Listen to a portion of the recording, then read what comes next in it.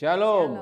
Bapak Ibu saudara yang dikasihi Tuhan, secara khusus para pengerja GBI Crown Palace, selamat malam, selamat berjumpa kembali dalam Suara Gembala. Suatu program di mana kita akan menerima tuntunan Tuhan yang akan membawa kita untuk sampai kepada destininya Tuhan. Dia adalah gembala kita yang baik, yang rindu untuk menyuarakan akan suaranya, supaya setiap kita domba-dombanya, kita sampai kepada destininya Tuhan. Nah mari Bapak Ibu saudara yang dikasihi Tuhan, dan secara khusus para pengerja GBI Crown Palace yang saya kasihi, sebelum kita mendengar suara gembala kita terlebih dahulu datang kepada Tuhan, kita menyembah Tuhan, kita menghampiri Tuhan. Mari sama-sama katakan, saat indah ku berhadapan denganmu, memandang wajahmu, Yesus kekasih jiwaku.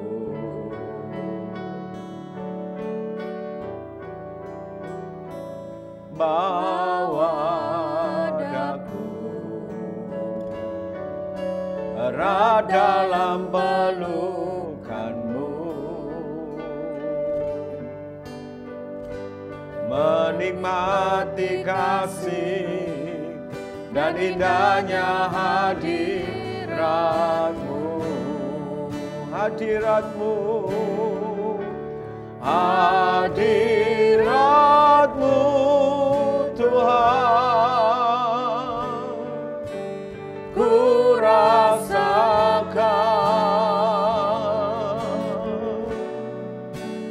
kekudusan-Mu Bapa,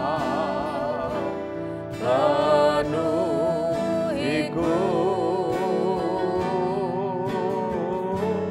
ku rindu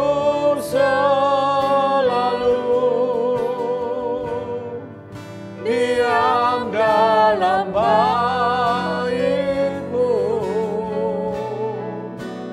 menikmati kasih anugerah-Mu.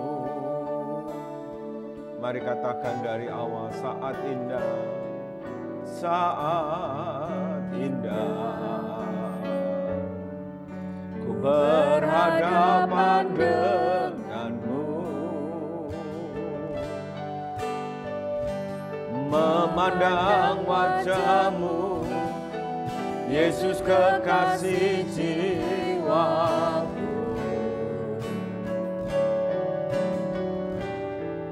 Oh, bawa daku erat dalam pelukanmu,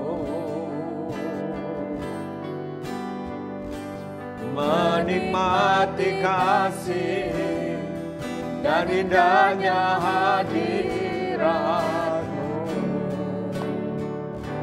hadirat-Mu, hadirat-Mu Tuhan, ku rasakan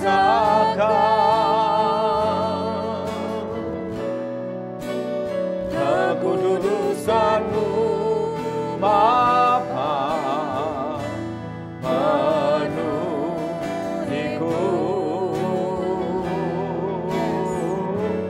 ku rindu selalu diam dalam bait-Mu, menikmati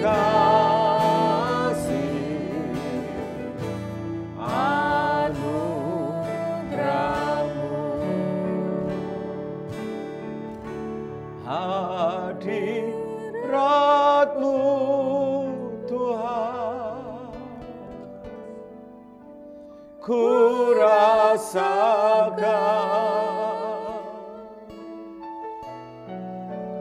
kekudusan-Mu Bapa menuhiku.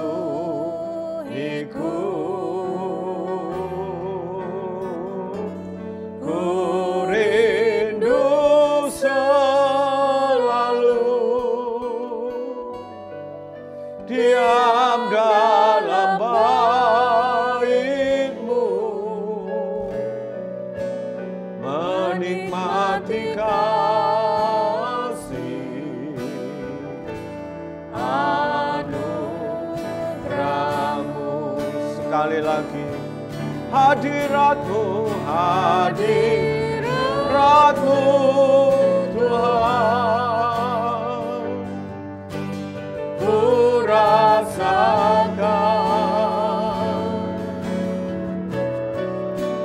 kekudusan-Mu Bapa penuhiku.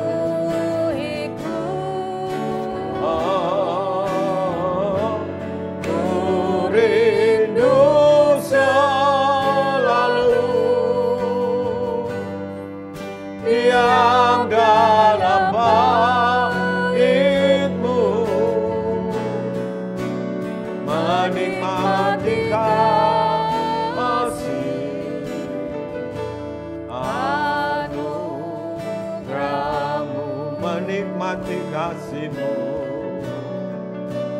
menikmati kasih anugerah-Mu, menikmati kasih anugerah-Mu.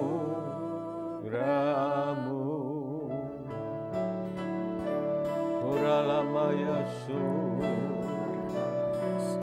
mari sembah. Kuralama Yesus,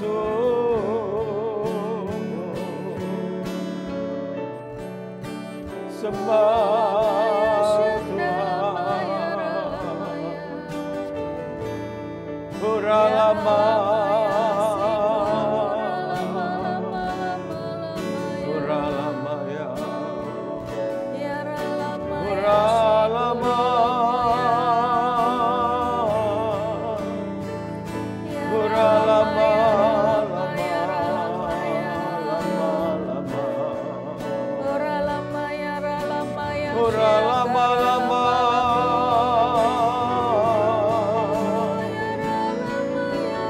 lama-lama, lama, lama Yesus,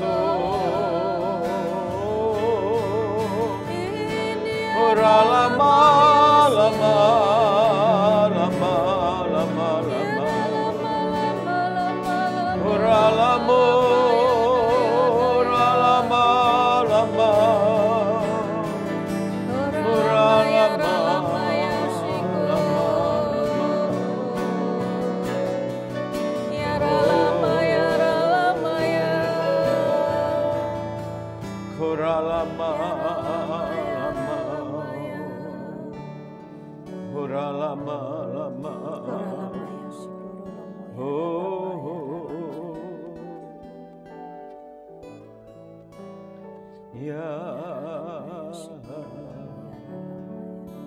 Syara lama-lama,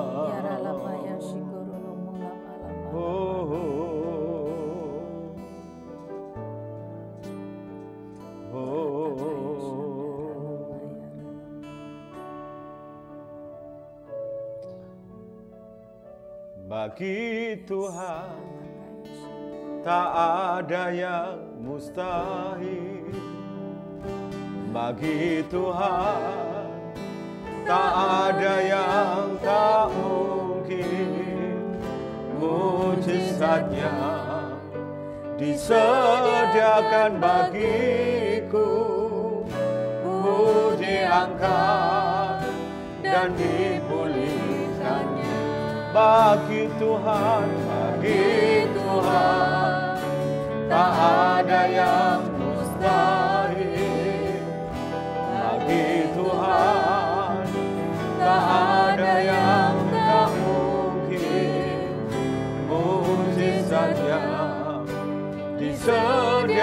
disediakan bagiku, ku diangkat dan dipulihkannya. Sekali lagi, bagi Tuhan tak ada yang mustahil. Bagi Tuhan tak ada yang tak mungkin. Mujizatnya disediakan bagiku, ku diangkat dan dipulihkannya. Ku diangkat dan dipulihkannya. Ku diangkat dan dipulihkannya.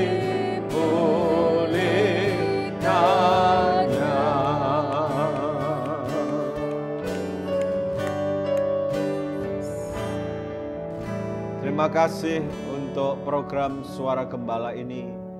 Biarlah malam ini Kau memperdengarkan suara-Mu buat kami domba-domba-Mu. Kami rindu mendengar suara-Mu, kami rindu mengerti hati-Mu.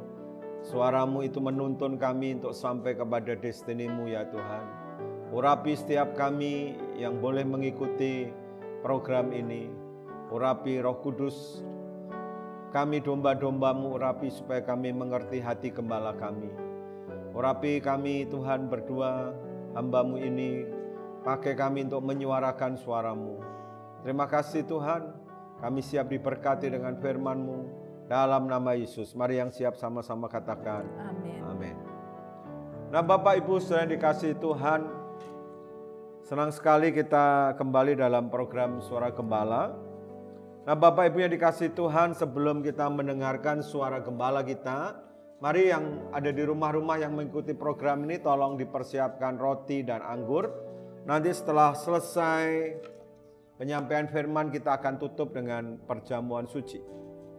Nah saudara dikasihi Tuhan, hari ini saya mengambil judul tentang sharing saya tentang domba yang digembalakan dengan baik. Domba yang digembalakan dengan baik. Saya akan melanjutkan apa yang sudah saya sampaikan di hari Minggu kemarin, yaitu dalam penggembalaan yang baik.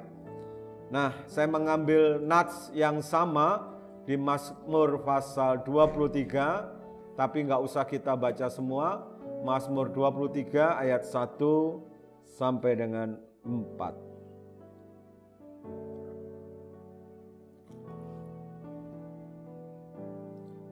Mazmur 23 ayat 1. Mazmur Daud, Tuhan adalah gembalaku, takkan kekurangan aku. Ia membaringkan aku di padang yang berumput hijau. Ia membimbing aku ke air yang tenang. Ia menyegarkan jiwaku. Ia menuntun aku di jalan yang benar oleh karena namanya. Sekalipun aku berjalan dalam lembah kekelaman, aku tidak takut bahaya, sebab Engkau besertaku. Gadamu dan tongkatmu itulah yang menghibur aku. Nah saudara, Mazmur 23 ini ditulis Daud dilatar belakangi dengan keadaan dia pada waktu itu di mana dia sedang dikejar-kejar oleh Saul dan hendak dibunuh. Nah saudara tahu bahwa Daud itu adalah bawahan daripada Saul. Dia bekerja untuk Saul. Tapi sekaligus Daud itu juga adalah menantu daripada Saul. Dia punya hubungan dengan Saul sebagai keluarga. Nah saudara, tapi apa yang dialami oleh Daud, ternyata keberadaan Daud di tengah-tengah Saul itu menimbulkan kebencian, menimbulkan iri hati dan menimbulkan luka. Karena Daud ternyata dipilih oleh Tuhan untuk menggantikan Saul. Nah saudara, keberadaan Daud di tengah-tengah Saul itu, Daud itu berharap dia akan mendapatkan pengayoman karena Saul itu adalah pemimpinnya dan sekaligus juga papa mertuanya. Dia sebetulnya mendambakan adanya pengayoman, adanya kasih dalam satu keluarga, ya, adanya pembapaan seperti itu, saudara. Tetapi justru yang dialami Daud adalah justru penganiayaan. Berkali-kali ditulis di Alkitab bahwa Saul itu hendak membunuh Daud. Ya, berkali-kali terjadi peristiwa di mana Saul itu hendak membunuh akan menantunya sendiri, yaitu Daud.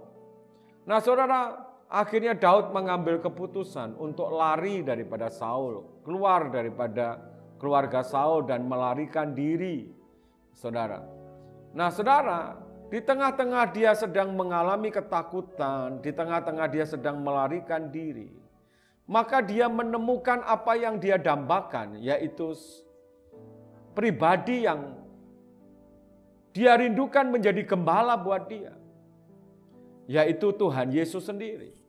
Oleh karena itu di Mazmur 23 ini, Daud ini menceritakan pengalaman hidupnya, bagaimana dia itu digembalakan dengan baik oleh satu pribadi yang maha kuasa, yang penuh kasih, yaitu Tuhan sendiri. Dan Daud menjadikan Tuhan itu adalah gembalanya.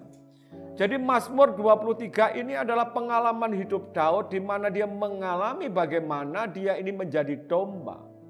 Dan dia digembalakan dengan baik oleh Tuhan itu sendiri. Dia menggambarkan satu hubungan antara gembala dengan domba itu. Nah saudara, akhirnya kalau saudara membaca, dia berkata, Daud itu mendapatkan kepuasan dari dia mengalami digembalakan dengan baik itu. Dia berkata, takkan kekurangan aku. Kata takkan kekurangan aku ditulis dalam bahasa Inggrisnya itu dengan kata I shall not want. Artinya aku tidak menginginkan apapun. Ya. Karena apa? Karena Tuhan itu sudah mencukupkan segala yang aku butuhkan. Bahkan aku mengalami kepuasan dengan Tuhan. Nah ini ciri orang yang digembalakan dengan baik itu akan mengalami kepuasan akan Tuhan. Dia nggak menginginkan yang lain lagi dalam hidupnya. Kenapa? Karena Tuhan itu memuaskan hidupnya dan memenuhi segala yang dia butuhkan. Nah saudara yang dikasihi Tuhan, perhatikan baik-baik. Sebelum saya menguraikan lebih lanjut, maka perhatikan ini yang saya dapatkan, yang saya sudah sampaikan di hari Minggu kemarin.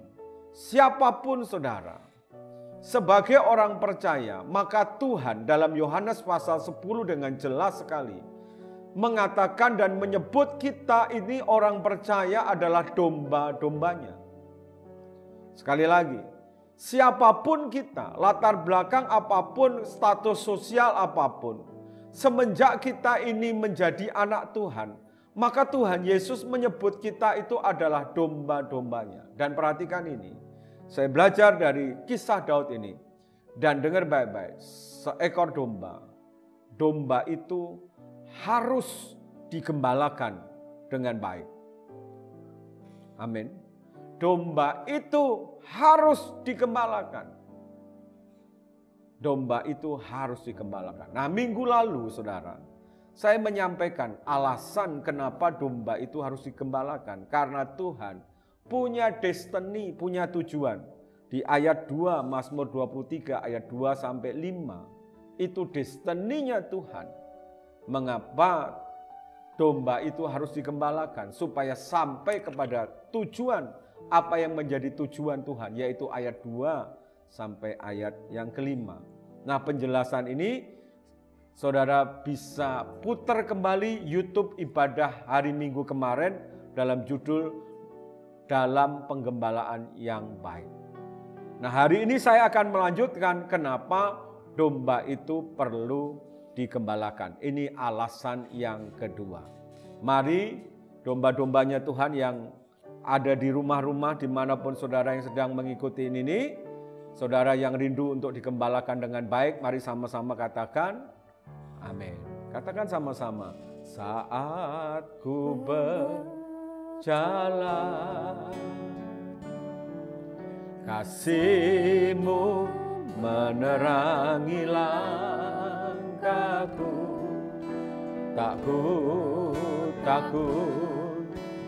ku bimbang karena ku tahu kau bersamaku. Kau lebih tahu yang terbaik bagiku. Kau lebih sanggup pulihkan hidupku. Ku berserah, ku percaya, hanya Yesus penolong yang setia. Mari, yang mau digembalakan dengan baik, kau lebih tahu yang terbaik bagiku. Kau lebih sanggup pulihkan hidupku. Ku berserah, ku percaya, hanya Yesus penolong yang setia. Nah, sekarang saya mau bagikan kenapa domba itu harus digembalakan dengan baik. Ini alasan yang kedua. Nah, mari perhatikan yang pertama, karena domba itu adalah binatang yang disebut binatang yang bodoh. Ya, binatang yang bodoh itu disebut, ya saudara, kalau saudara baca di konkordansi, di ilmu kebinatangan, ya, ensiklopedi, maka kalau saudara searching di Google, binatang apa yang bodoh, maka akan keluar yang namanya domba. Nah, saudara perhatikan, bodoh dengan tidak tahu atau tidak bisa menjawab itu berbeda. Bodoh itu kalau saya definisikan, dia itu tahu sebenarnya sesuatu yang baik, tapi justru memilih yang buruk. Nah, itu namanya bodoh. Maaf saudara, Tuhan Yesus melihat kita sebagai domba. Itu berarti dia memandang kita ini sebenarnya adalah bodoh. Dalam pengertian gini, kita ini perlu digembalakan. Kalau enggak digembalakan bisa tersesat atau berbahaya. Nah, perhatikan ya, saya mempelajari domba nih ya. Kalau domba itu ada satu domba saja ketakutan dan dia lari ke jurang, maka yang lainnya itu akan mengikuti ke arah yang sama. Nah, itu bodoh. Saudara perhatikan karakteristik domba ini. Kalau ada satu aja, makanya disebut bodoh. Kalau ada satu aja ketakutan, maka yang lainnya akan ikut-ikutan. Nah, ini kenapa disebut bodoh. Ikut-ikutan mengikuti lari ke arah yang sama. Coba lihat ya, contoh. Betapa manusia itu gampang sekali terpengaruh. Makanya disebut bodoh. Gampang sekali saudara terbawa arus. Gitu ya. Wah, dikasih tahu, ada bisnis ini menguntungkan, ada arisan menguntungkan. Ya, untungnya gede loh. Modalnya nggak banyak, ikut semua ya. Ikut semua, ada arisan gitu ya, pada ikut semua terpengaruh, iming-iming, untungnya 30%, 50%. Wah, modalnya nggak banyak, semua pada ikut, nggak taunya kejeblos. Ternyata arisannya arisan bodong. Dan banyak orang begitu, saudara. Ya, dengar berita ini, wah, mati, ada yang mati sampai ribuan, gitu ya. Jangan pergi ke sana, ya. Banyak yang mati kena COVID sampai ribuan, gitu. Padahal nggak diteliti dulu tuh. Diteliti dulu benar nggak itu berita itu, benar nggak yang mati itu, hanya karena mendengar. Hanya karena berita yang hoak yang disampaikan, orang bisa langsung begitu percayanya. Gitu. Ketakutan semua. Nah, itu bukti bahwa domba itu bodoh. Makanya perlu dituntun. Perlu digembalakan. Yang setuju katakan amin. Amin. Kau lebih tahu yang terbaik bagiku. Kau lebih sanggup pulihkan hidupku. Ku berserah, ku percaya, hanya Yesus penolong yang setia. Oh, Kau lebih tahu yang terbaik bagiku. Kau lebih sanggup pulihkan hidupku. Ku berserah, ku percaya, hanya Yesus penolong yang setia. Nah, yang kedua, saya mempelajari kenapa domba itu perlu digembalakan dengan baik. Karena domba itu tidak mengenal arah. Seringkali tersesat. Saudara, kalau saudara perhatikan ya, kalau saudara mempelajari binatang ini, waktu dia digembalakan, khususnya di Timur Tengah, maka gembala itu akan berjalan di depan kawanan domba itu. Nah, begitu ada satu aja saudara keluar dari kawanan itu, maka sulit sekali buat satu domba yang keluar dari kawanan itu akan sulit sekali untuk kembali, saudara. Begitu dia keluar aja, jauh sedikit untuk kembali susah. Kecenderungannya apa? Tersesat. Mencoba cari jalan sendiri. Baru dia bisa kembali ke kawanan itu kalau gembalanya itu tahu dan menuntun dia, membawa dia kembali kepada kawanan itu. Untuk dia kembali sendiri itu sulit. Nah saudara, begitu juga dengan kita. Kita ini kalau nggak dituntun, kalau nggak digembalakan, ya, kita ini akan mudah tersesat, mudah jatuh dalam dosa, mudah ikut-ikutan dengan dunia, mudah kompromi, saudara.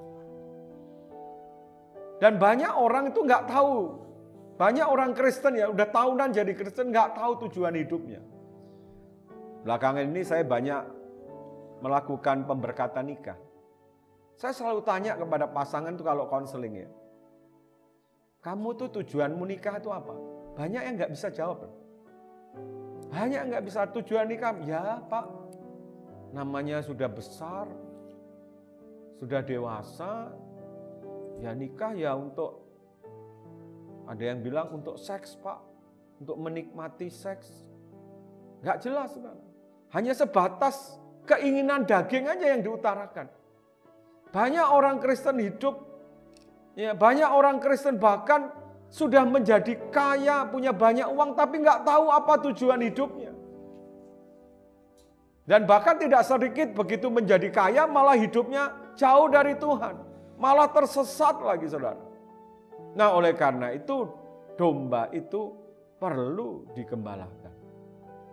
Seberapa hebat saudara, seberapa kaya saudara, bahkan seberapa besar karunia yang ada pada saudara, siapapun saudara, engkau tetap perlu untuk digembalakan. Supaya engkau tahu tujuan hidupmu. Supaya engkau tahu apa yang menjadi tujuan Tuhan dalam hidupmu. Apa yang jadi destiny Tuhan dalam hidupmu. Oleh karena itu engkau perlu untuk digembalakan. Yang setuju katakan, amin. Kau lebih tahu yang terbaik bagiku. Kau lebih sanggup pulihkan hidupku. Ku berserah, ku percaya, hanya Yesus penolong yang setia. Mari yang mau digembalakan dengan baik, kau lebih tahu yang terbaik bagiku. Kau lebih sanggup pulihkan hidupku. Berserah, ku percaya, hanya Yesus penolong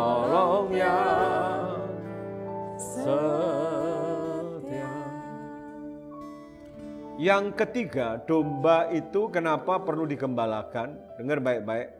Saya mempelajari domba itu tidak punya pertahanan diri. Saudara perhatikan giginya rata, nggak ada giginya itu yang runcing-runcing, nggak ada. Kukunya juga nggak tajam. Badannya empuk, saudara. Dan tanduknya domba itu nggak tajam, beda sama kambing. Domba itu tanduknya melengkung. Jadi domba ini mudah sekali diserang sama predator, sama musuh, sama singa, sama beruang, ya, sama serigala. Nah, saudara, Alkitab itu bilang begini, bahwa hidup kita ini adalah peperangan. Bukan melawan darah dan daging, Efesus 6 ayat 12. Tapi melawan roh-roh jahat di udara dan melawan penghulu-penghulu di udara. Nah, saudara, kita ini perlu gembala supaya kita ini ada pertahanan, ada perlindungan dalam hidup kita. Jangan saudara pikir kalau kita ini orang percaya kita nggak bisa diserang kuasa kegelapan. Saudara ingat kisah Ayub. Ya.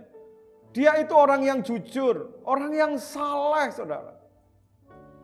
Tapi coba saudara perhatikan, dia mengalami serangan kuasa kegelapan.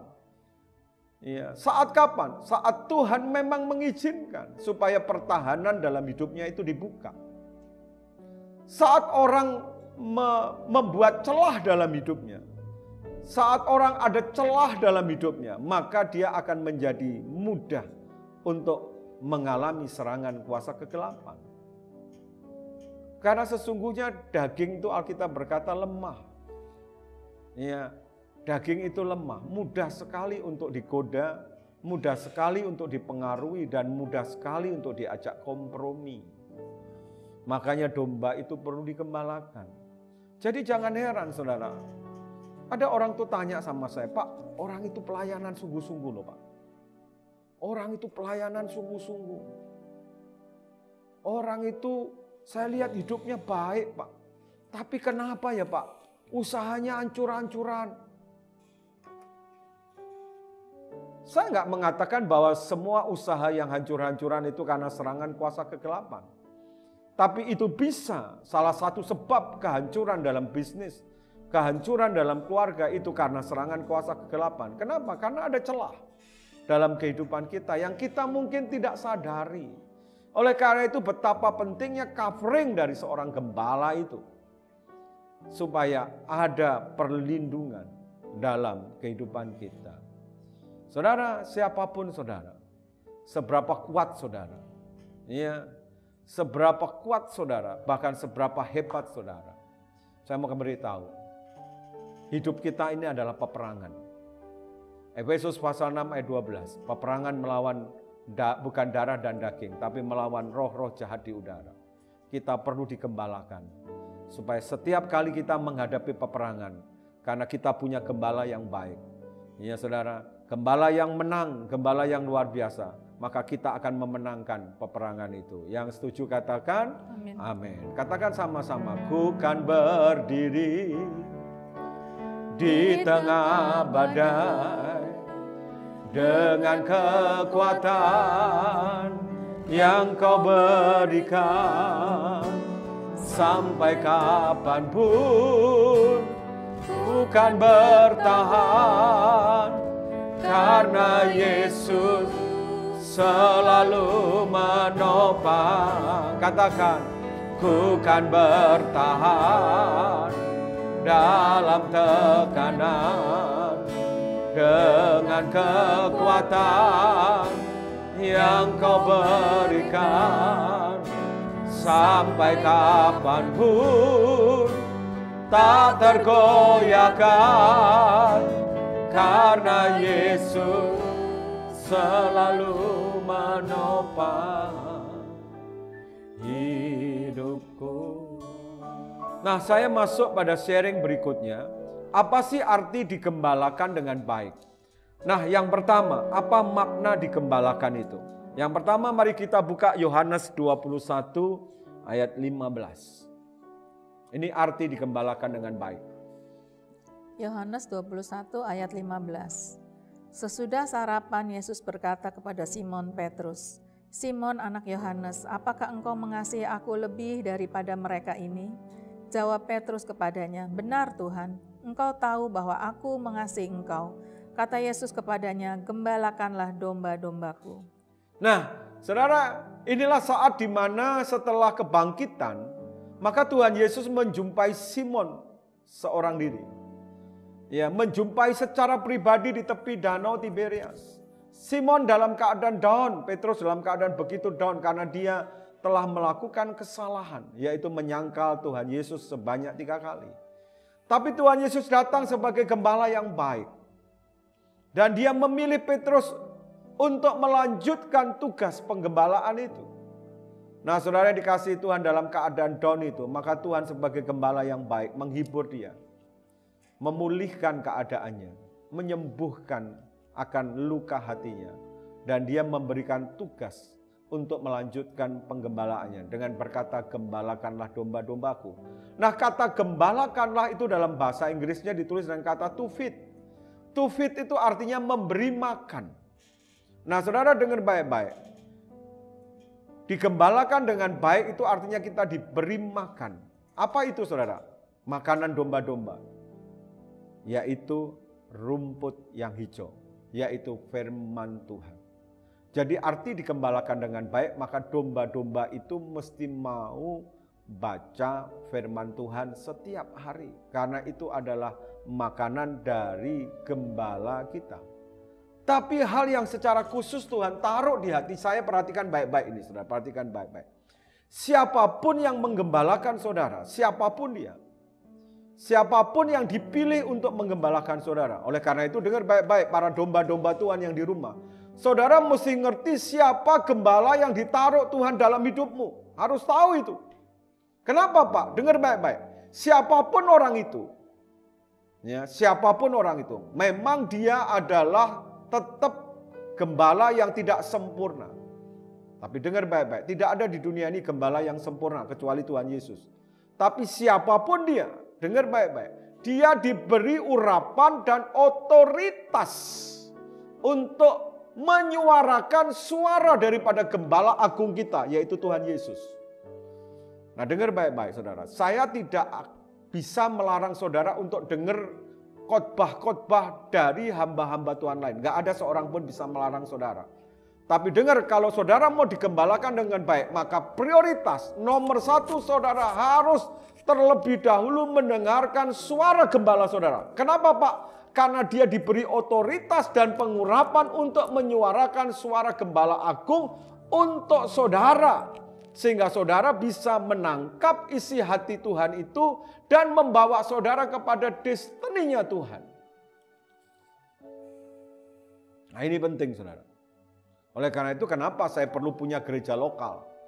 Kenapa saya harus datang beribadah? Supaya saya bisa mendengar suara gembala saya. Siapapun dia saudara, dengar. Dia, ya kalau dia dipilih jadi gembala saudara, dia adalah orang yang diurapi untuk membawa saudara sampai pada destininya Tuhan. Oleh karena itu saudara mesti prioritas mendengar suara gembala saudara. Selain saudara harus membaca firman Tuhan setiap hari. Yang mengerti ini katakan amin. Yang mengerti ini katakan amin. Katakan sama-sama. Ku kan berdiri di tengah badai dengan kekuatan yang Kau berikan. Sampai kapanpun ku kan bertahan, karena Yesus selalu menopang. Ku kan bertahan dalam tekanan dengan kekuatan yang Kau berikan.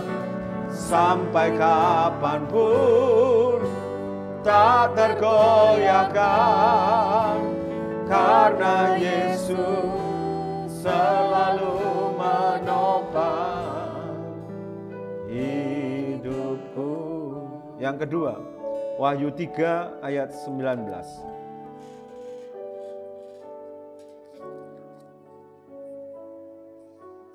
Wahyu 3 ayat 19. Barang siapa kukasihi, ia kutegur dan kuhajar. Sebab itu relakanlah hatimu dan bertobatlah. Nah, saudara, yang kedua, arti daripada digembalakan dengan baik di sini, saudara. Saudara harus bisa menangkap bahwa kasih kita sebagai domba-domba ini adalah objek kasih. Tapi saudara harus menangkap kasih itu bukan hanya ditegur, saudara. Tapi kasih itu juga siap untuk dihajar kalau kita ini salah. Jadi saudara yang dikasihi Tuhan, kata menggembalakan itu artinya yang kedua, selain memberi makan, jadi dia itu arti yang kedua adalah menegur dan juga menghajar kalau domba-domba itu salah. Nah, dalam gembala menggembalakan domba-dombanya, ada kalanya domba itu menyimpang dari kawanan itu. Ada kalanya domba itu nakal dalam kawanan itu. Maka setelah gembala itu memperingatkan domba-domba itu dengan teguran, maka kalau dia tetap nakal, maka gembala itu akan mengambil gada, saudara. Dan akan memukul domba itu supaya domba itu tidak nakal lagi. Nah, oleh karena itu saudara mesti mengerti bahwa pendisiplinan dari Tuhan itu adalah bentuk kasih Tuhan kepada kita sebagai domba-dombanya. Kenapa, Pak? Supaya kita ini tidak binasa. Karena kalau kita dibiarkan terus berbuat salah, berbuat jahat, berbuat dosa, lama-lama hidup kita menjadi jahat. Dan akhirnya apa yang terjadi? Kalau dibiarkan, kita akan menjadi binasa. Jadi hajaran itu adalah bentuk daripada kasih yang melindungi kita supaya kita ini tidak binasa. Nah, oleh karena itu sebagai domba-domba yang mau digembalakan dengan baik, ini adalah sikap kita. Ini ciri daripada domba yang mau digembalakan dengan baik. Dia mesti rela. Jangan kepahitan. Dia mesti merelakan hatinya, ya tidak artinya merelakan hatinya begitu didisiplin, begitu ditegur, begitu mengalami penghajaran, dia ngerti bahwa itu kasih dari gembalanya. Dia nggak akan kepahitan, itu artinya rela. Dan yang kedua adalah bertobat. Ya, dia domba yang mau digembalakan dengan baik. Kalau dia salah, dia mau bertobat. Nah, yang mengerti ini katakan amin. Amin. Ku kan berdiri di tengah badai dengan kekuatan yang Kau berikan, sampai kapanpun Kau kan bertahan, karena Yesus selalu menopang. Katakan, ku kan bertahan dalam tekanan dengan kekuatan yang Kau berikan, sampai kapanpun tak tergoyahkan, karena Yesus selalu menopang hidupku. Nah, kita lihat yang ketiga, yang terakhir. Apa sih arti digembalakan dengan baik? Ibrani pasal 13 ayat 17. Ibrani 13 ayat 17. Taatilah pemimpin-pemimpinmu dan tunduklah kepada mereka, sebab mereka berjaga-jaga atas jiwamu, sebagai orang-orang yang harus bertanggung jawab atasnya. Dengan jalan itu mereka akan melakukannya dengan gembira, bukan dengan keluh kesah, sebab hal itu tidak akan membawa keuntungan bagimu. Iya, dikatakan demikian bahwa seorang pemimpin itu diberikan Tuhan otoritas untuk berjaga-jaga atas jiwa, menjadi covering buat jiwa kita. Jadi menggembalakan arti yang ketiga itu adalah memberi perlindungan, covering, saudara. Nah, saudara, covering ini penting karena hidup kita tadi saya katakan, kita ini selalu ada dalam peperangan rohani. Nah, arti digembalakan dengan baik itu artinya kita sebagai domba-domba itu mau tunduk dan taat kepada gembala kita. Tunduk tidak berarti bahwa saudara bisa diperintah atau disuruh untuk melakukan apa saja sekalipun itu perbuatan yang berdosa, tidak. Tunduk dan taat itu artinya kita mengikuti tuntunan-tuntunan pimpinan-pimpinan. Ya, perintah-perintah yang membawa kita kepada destininya Tuhan. Iya, saudara yang dikasihi Tuhan. Ada sikap hati di mana kita itu merendahkan diri, di mana kita itu mau mentaati, di mana kita itu mau menundukkan diri. Ada di bawah covering daripada penggembalaan itu. Setiap hal yang diberikan, yang diperintahkan kita mau taat. Ngerti nggak ngerti? Ya saudara, mungkin juga kita nggak bisa ngerti sekarang ini. Kita mungkin nggak masuk akal apa yang disuruh, apa yang diperintahkan. Itu membuat kita dalam covering kalau kita taat untuk mengikutinya. Selama itu bukan sesuatu yang membuat kita dosa, bukan perintah yang melanggar firman Tuhan, maka kita harus taat untuk melakukannya. Ya saudara, karena dengan demikian maka itu akan mendatangkan perlindungan, cover buat hidup saudara. Sehingga saudara aman pada waktu saudara menghadapi peperangan melawan penguasa-penguasa itu.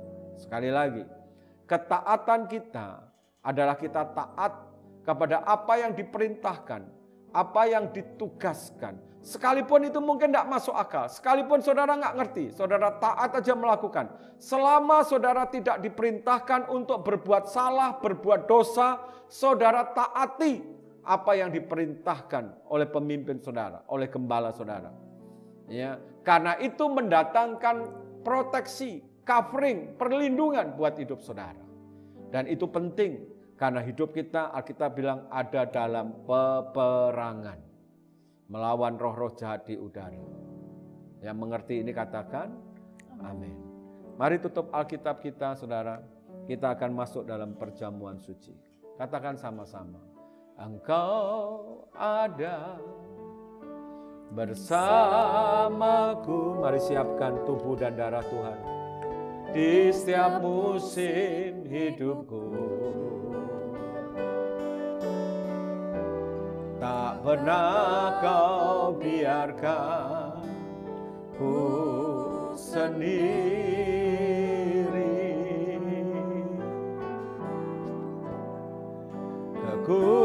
Kekuatan di jiwaku adalah bersamamu. Tak pernah ku ragukan kasih-Mu. Mari katakan bersamamu Bapa, ku lewati semua perkenananmu yang teguhkan hatiku. Engkau yang bertindak, memberi pertolongan.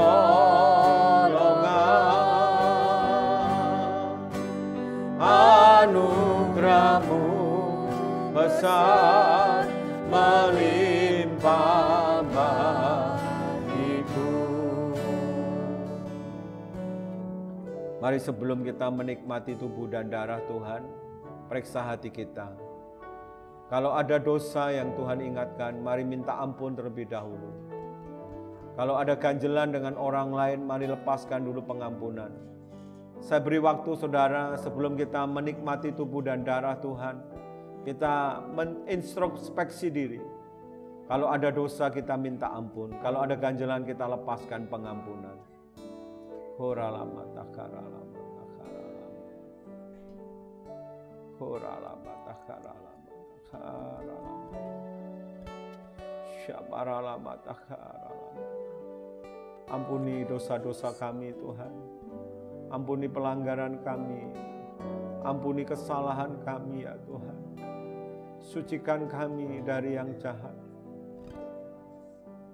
Supaya kami layak untuk menikmati tubuh dan darah-Mu. Ampuni dosa kami Tuhan. Kami juga melepaskan pengampunan untuk orang-orang yang telah menyakiti kami. Terima kasih Tuhan, terima kasih. Sekarang kami siap untuk menikmati tubuh dan darah-Mu. Mari angkat roti di tangan kanan kita tinggi-tinggi.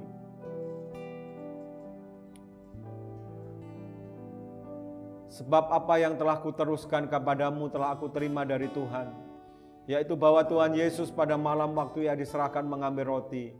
Dan sesudah itu Ia mengucap syukur atasnya, Ia memecah-mecahkannya dan berkata, inilah tubuhku yang diserahkan bagi kamu, perbuatlah ini menjadi peringatan akan aku. Saudara yang dikasihi Tuhan, bukankah roti yang kita pecah-pecahkan ini adalah persekutuan dengan tubuh Kristus? Amin. Mari makan bersama-sama dalam nama Yesus.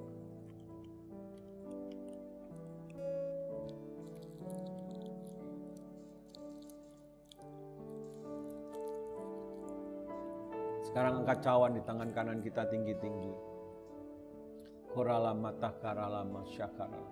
Demikian juga Ia mengambil cawan sudah makan, lalu Ia berkata, cawan ini adalah perjanjian baru yang dimeteraikan oleh darahku. Perbuatlah ini setiap kali kamu meminumnya menjadi peringatan akan aku. Saudara yang dikasihi Tuhan, bukankah cawan yang atasnya kita mengucap syukur adalah persekutuan dengan darah Yesus? Mari minum bersama-sama dalam nama Yesus.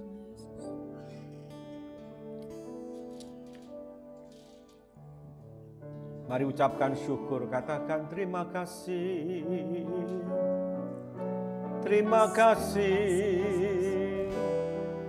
Terima kasih. Mari saudara yang di rumah-rumah yang perlu kesembuhan, perlu pemulihan, terima berkat dari gembala yang baik. Saudara yang perlu terobosan, saudara yang perlu mujizat, angkat tanganmu.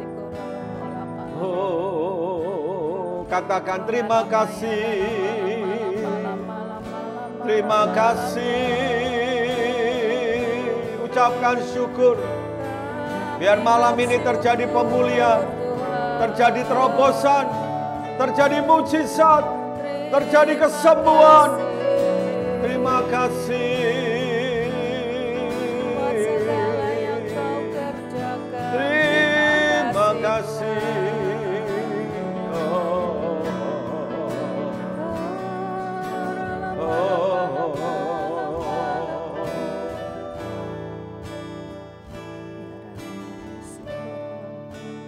Bersamamu Bapa, ayo katakan, ku lewati semua perkenananmu yang teguhkan hatiku. Engkau yang bertindak, memberi pertolongan, anugerah-Mu besar melimpah bagiku. Sekali lagi, bersamamu, bersamamu Bapa, ku lewati semua perkenanan-Mu yang teguhkan hatiku. Engkau yang bertindak, memberi pertolongan, anugerah-Mu besar melimpah bagiku. Anugerah-Mu besar, anugerah-Mu besar melimpah bagiku. Anugerah-Mu, anugerah-Mu besar melimpah bagiku.